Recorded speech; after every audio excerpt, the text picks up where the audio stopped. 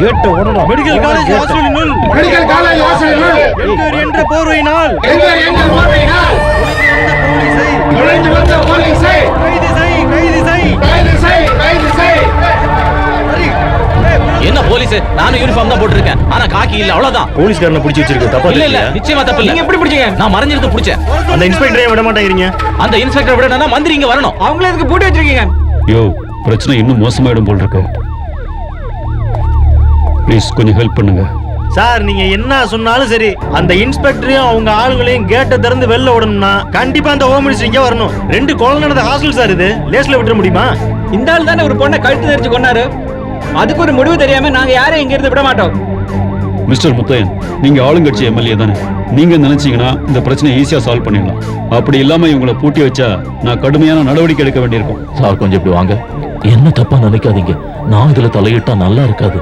உங்களுக்கு தெரியாதா, இது மைனாரிட்டி கம்யூனிட்டிக்காரங்க நடத்துற ஹாஸ்டல் வேற. அது மட்டும் இல்ல, எலெக்ஷன் வேற நெருங்கிட்டு இருக்குல்ல.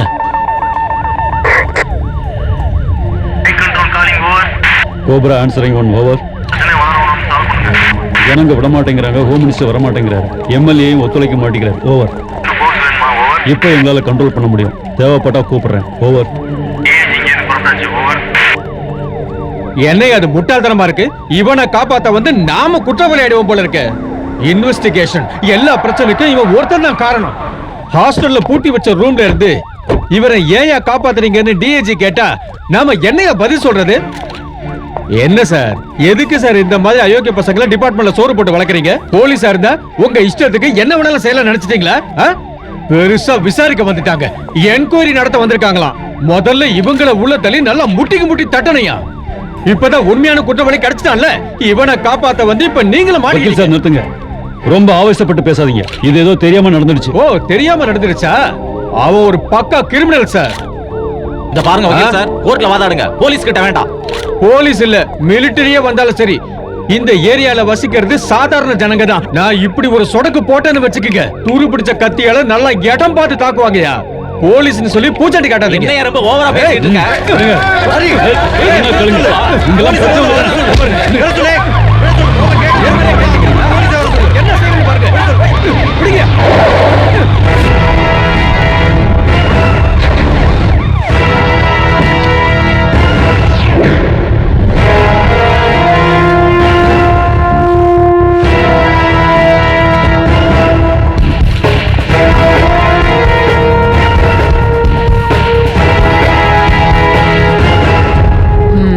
இன்னும் உங்களை விடலையா? இல்ல மேடம், ஜனங்க விட மாட்டேங்கிறாங்க. ஜனங்க கிட்ட சம்மதம் வாங்கிக்கிட்டு தான் ஆபீசர்ஸ் எல்லாம் ரிலீஸ் பண்ணுவீங்களா? இப்படி சொல்ல வெக்கமா இல்ல? அப்புறம் எதுக்கு இவ்ளோ போலீஸ்காரங்க இங்க நிக்க வச்சிருக்கீங்க? பப்ளிசிட்டிக்காகவா? கேட் கீ எங்க? கேட் கீ எங்கன்னு கேட்டேன். ஹலோ மேடம், கீழே எங்க கிட்ட தான் இருக்கு. ஆனா அந்த கொலகார போலீஸையும் அவங்க ஆளுங்களையும் வெளில விடணும்னா கண்டிப்பா அந்த ஹோம் மினிஸ்டர் இங்க வந்தே ஆகணும். ஹோம் மினிஸ்டர் உன் மாமனா இல்ல மச்சானா? கூப்பிட்ட உடனே ஓடி வரதுக்கு. இந்த மிரட்டலுக்கு பயந்தெல்லாம் நாங்க திறந்து விட மாட்டோம் மேடம். உங்க அதிகாரத்தை ஸ்டேஷன்ல வச்சுக்கோங்க. எவ்வளவு தைரியம் இருந்தா போலீஸை மிரட்டுவேன்?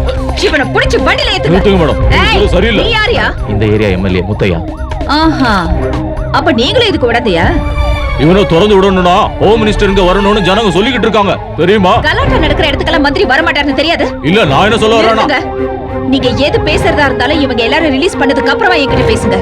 மரியாதையா சொல்றேன், கேட்ட நீங்க திறக்குறீங்களா இல்ல நான் உடைக்கட்டுமா? போலீஸ்க்கு ஒரு தனி சட்டம் ஏதாவது இருக்கா? வாய மூடியா. சட்டத்தை பத்தி பேசுறவன் முதல்ல அவங்க கிட்ட போய் ரிலீஸ் பண்ண சொல்லு. Madam, public prosecutor. எவனா இருந்தா எனக்கு என்ன? கதவு திறக்க சொல்லுங்க.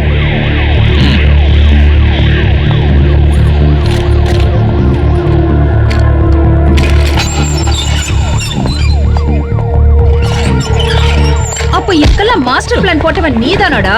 வாடா.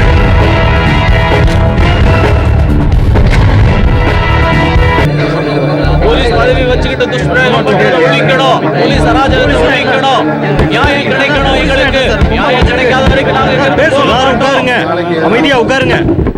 இப்படி உங்களுக்குள்ளே சண்டை போட்டுட்டு இருந்தீங்கன்னா இந்த பிரச்சனைக்கு எவ்வளவு நேரம் ஆனாலும் இதுக்கு ஒரு முடிவே கிடைக்காது. அதனால நம்ம என்ன செய்யணுங்கிறத பத்தி மட்டும் பேசுவோம். முதல்ல உங்க கம்ப்ளைண்ட் என்னன்னு சொல்லுங்க.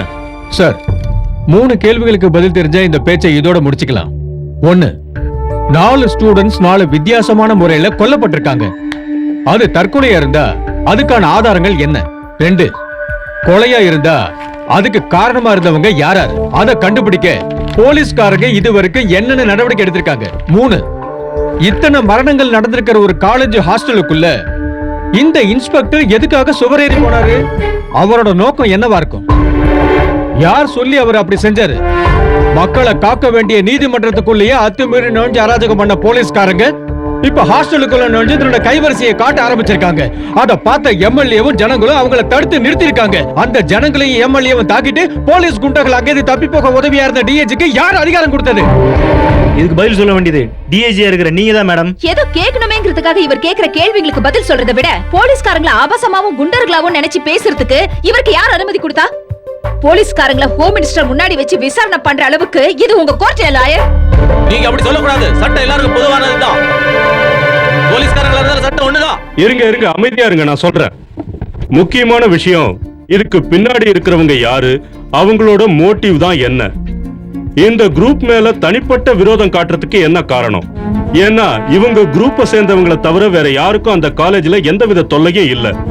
சார், மனநல பாதிக்கப்பட்ட யாரோ ஒரு மனுஷன்தான் இந்த கொலைகள் எல்லாம் பண்ணி இருக்கணும்னு போலீஸ் தரப்புல நாங்கெல்லாம் முடிவு பண்ணிருக்கோம். அந்த இன்ஸ்பெக்டரை பத்தி நீங்க என்ன சொல்ல போறீங்க? அப்படி ஒரு சிச்சுவேஷன்ல அவர் அங்க போயிருக்க கூடாதுதான். ஆனா விசாரணைக்கு அவங்க ஒத்துழைக்காததுனால என்னென்ன அவங்க ரூம்ல டிஸ்கஸ் பண்றாங்கன்னு தெரிஞ்சுக்கிறதுக்காக அங்க போனேன்னு அவர் சொல்றாரு.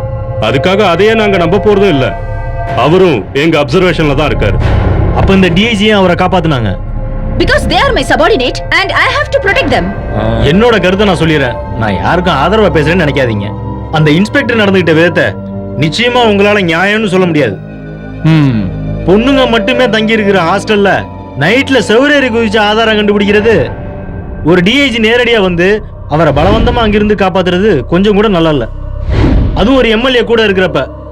அதனால அந்த இன்ஸ்பெக்டர் இந்த கேஸ் விசாரணையை தொடரக்கூடாதுன்னு சொல்லி அவர்கிட்ட இருந்து ஒரு எக்ஸ்பிளனேஷன் எழுதி வாங்கணும். இவ்வளவு மிஸ்ட்ரியா ஒரு மர்டர் நடந்ததுனால இனி இதோட விசாரணைய ஐஜி ரேங்க்ல நடத்தினா போதும். சரி, இன்னும் எவ்வளவு நாள் தேவைப்படும் இந்த கேஸோட உண்மையான குற்றவாளியை கண்டுபிடிக்கிறதுக்கு? Maximum 1 month, sir. No, 15 days. அதுக்குள்ள குற்றவாளியை கண்டுபிடிச்சிருக்கணும். என்ன, போதுமா? தாராளமா போதும். Don't worry, take it as a challenge. Sir. Okay. Then what about the forensic report? Cause of death suspicious madam. சரி, நாம ஈவினிங் பார்க்கலாம். சோ, என்ன முடிவு பண்ணிருக்கீங்க? இதுல யோசிக்கிறதுக்கு ஒண்ணுமே இல்ல. நான் சொன்னது உங்க நன்மைக்காகத்தான்.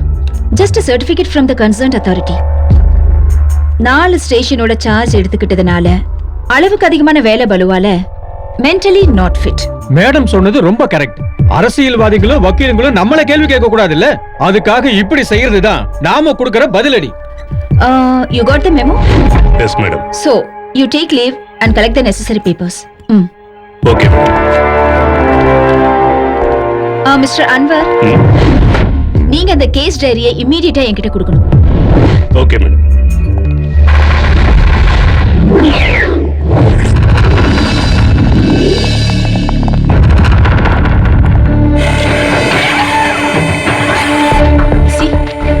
இது இறந்து போன லிண்டாவோட நகத்துல இருந்து ஸ்கின்னும் பிளட்டும் அனலைஸ் பண்ணின ரிப்போர்ட். இந்த ரிப்போர்ட் படி பார்த்தா blood group O positive, skin not deductible, hair sample மேல் இன்வால்வ். அதே மாதிரி விவேக்கோட பைக் ஆக்சிடென்ட் நடந்த இடத்துல இருந்து கிடைச்ச பிளட் சாம்பிளோட ரிப்போர்ட் நம்பவே முடியாததா இருக்கு. இதுபடி பார்த்தா பிளட் ஏதோ மிருகத்தோடதுதான்னு தெரியுது. 3வது ரிப்போர்ட்லயும் something interesting. That is Aadhira's blood sample. அதுல ரத்தத்தோட இன்சுலின் அளவுக்கு அதிகமாயிடுச்சுங்கறாங்க. ஆமா. Again Shraddha, cigarette butt saliva தெளிவா இருக்கு. அதோட டிஎன்ஏவும் முடியோட டிஎன்ஏவும் ஒண்ணா இருக்கு. அதே மாதிரி லிண்டாவோட பாடி கிடந்த இடத்துல இருந்து கிடைச்ச முடியோட டிஎன்ஏவும் ஸ்ரதா தூக்கு போட்ட இடத்துல இருந்து கிடைச்ச முடியோட டிஎன்ஏவும் ஒண்ணுதான். சோ, எனக்கு தேவையானதெல்லாம் இந்த ரிப்போர்ட் படி இதெல்லாம் ஒரு ஆள் தான் செஞ்சான்னு உறுதியா சொல்ல முடியுமா? நாம சஸ்பெக்ட் பண்ற ஆளோடைய முடி இதுதான்னு நாம கன்ஃபார்ம் பண்ண வேண்டியிருக்கோம். ஹாஸ்டல் மேல் சர்வெண்ட் முடி கூட இப்ப நம்ம கைவசம் இருக்கிற டிஎன்ஏ மேட்ச் ஆயிடுச்சுன்னா பிரச்சனை இன்னும் காம்ப்ளிகேட்டட் ஆயிடும். ஏன்னா நிரந்தரமா அவர் அங்கதான் தங்கி இருக்காரு. ஹாஸ்டல்ல இல்லாத ஒரு ஆளோட நம்ம கைவசம் இருக்கிற டிஎன்ஏ மேட்ச் ஆயிடுச்சுன்னா அப்போ உறுதியா சொல்லலாம் இது ரெண்டையும் செஞ்சது ஒரே ஆளுதான். இந்த இன்சுலினோட அளவு ரத்தத்துல கூடி இருக்கிறதுக்கு காரணம் அது ரேர் தான். ஒருவேளை வேணும்னே யாராவது கூட இத செஞ்சிருக்கலாம். One second. எஸ், அன்னைக்கு அந்த பொண்ணுக்கு இன்ஜெக்ட் பண்ண குளுக்கோஸ் பாட்டிலையும் இன்சுலின் ட்ரேஸ் இருந்திருக்கு. ஒரு விஷயம் நான் உறுதியா சொல்றேன், என்னோட இத்தனை வருஷ எக்ஸ்பீரியன்ஸ் வச்சு நான் சொல்றது என்னன்னா, யாரோ ஒரு பைத்தியக்காரன், maybe a genius, specialised in serial killing, ரொம்ப புத்திசாலித்தனமா இந்த எல்லா கொலைகளையும் பண்ணிருக்கான். உடனடியா நீங்க ட்ரேஸ் அவுட் பண்ணலனா இன்னும் பல மரணங்கள் நடக்கும். ஒருவேளை அவன் தன் புது இரையை தேடி புதுசா இப்பவே பல திட்டங்கள் போட ஆரம்பிச்சிருப்பான்.